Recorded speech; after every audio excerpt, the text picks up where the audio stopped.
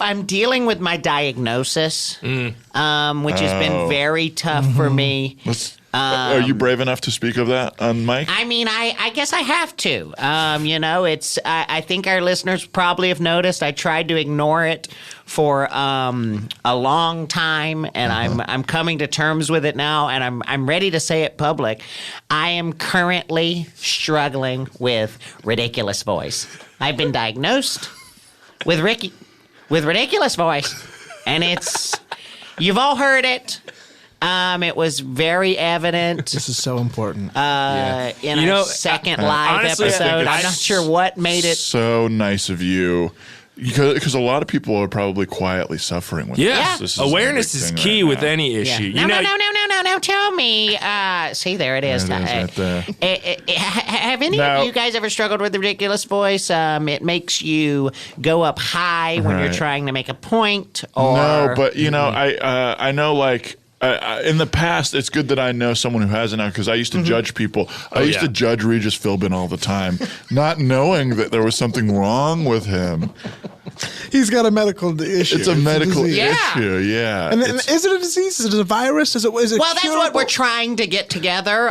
We're trying to mobilize all of us with ridiculous voices. Now, Stu, you believe that ridiculous voice is a choice, right? Look, I didn't want to jump in here.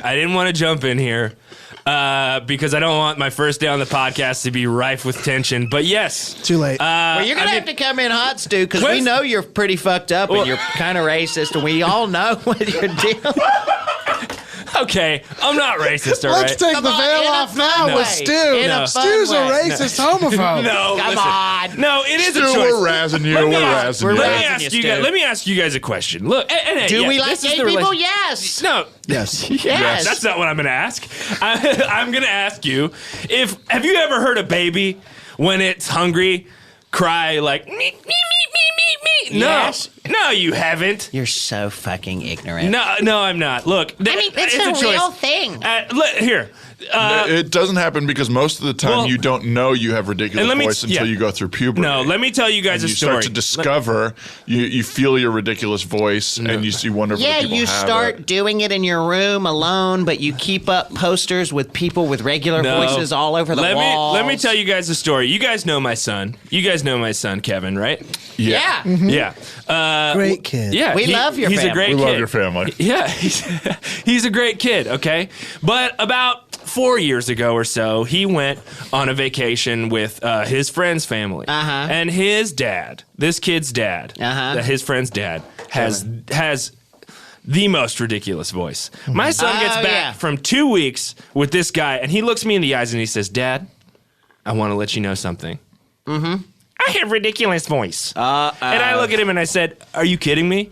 You're going to sit here and tell me you're going to sit here and tell me that you go on a 2-week vacation and it's perfectly timed coming back, that you come back and you have this ridiculous voice, and now I'm supposed to accept that you've always had this? No chance." So I kicked him out of my house. Right. Obviously. I disowned him. Wow. And we're working through our issues. My wife is like, "Honey, we got to get him back. We have to bring him back into the house." That's terrible. There's so many ridiculous voice homeless youth out on the street because their parents don't understand. You can have a ridiculous voice. You can have a ridiculous voice all you want, but the moment you talk to me with it, that's the thing I have a problem with. If you want to have a ridiculous voice, you do it in your own bedroom. You didn't come to school when Kathy Griffin came and spoke. No, you're goddamn right I didn't. She talked about it. Yeah. And I wept. I fucking wept. Yep. Over on the side, you all saw me, and they said, "Bill, what's going on?" And I said, "Not anything to do with my ridiculous voice." So, but that you were diagnosed with this. Yes. They don't know what causes it. No. I don't mean to be. I'm learning, so I'm going to ask some questions, and if they're offensive, go ahead and say so. Okay, this is great. I like this. This you- is kind of like we need to teach the public about. It's a public salon. It's a public. Would you absolutely. Would anybody ever- like a hit before we? Well, it looks like you're taking a pretty huge one here, so maybe when that's done, and you just burned through the whole pipe, whole bowl there. There's enough. There's enough whatever comes out of that to get us all high just from sitting here. So I think we're all going to be that all right. stinks. That really stinks. That smells terrible. It smells really nasty. It smells like Nothing ham, you're- frankly. Yeah, you're it smells saying- like honey baked ham.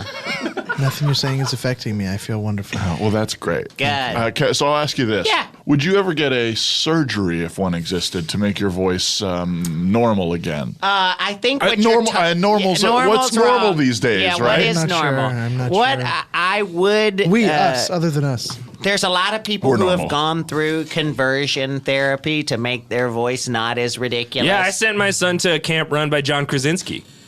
Yeah, John Krasinski yeah, because is. he's got the most normal voice of all. Yeah, he's got a very. He will. He's got a very normal voice. And that is actually a him and wonderful Jason camp. Sudeikis They own a will sort camp. of Yeah. sort of talk and just let the kids talk, and to let them know like when they need to change. He'll just sort Yeah, of it's look like- at a camera off to the side to let them know they're being a little crazy. Yeah, this is how you be a wry straight man. It's at that camp, and they'll teach you how.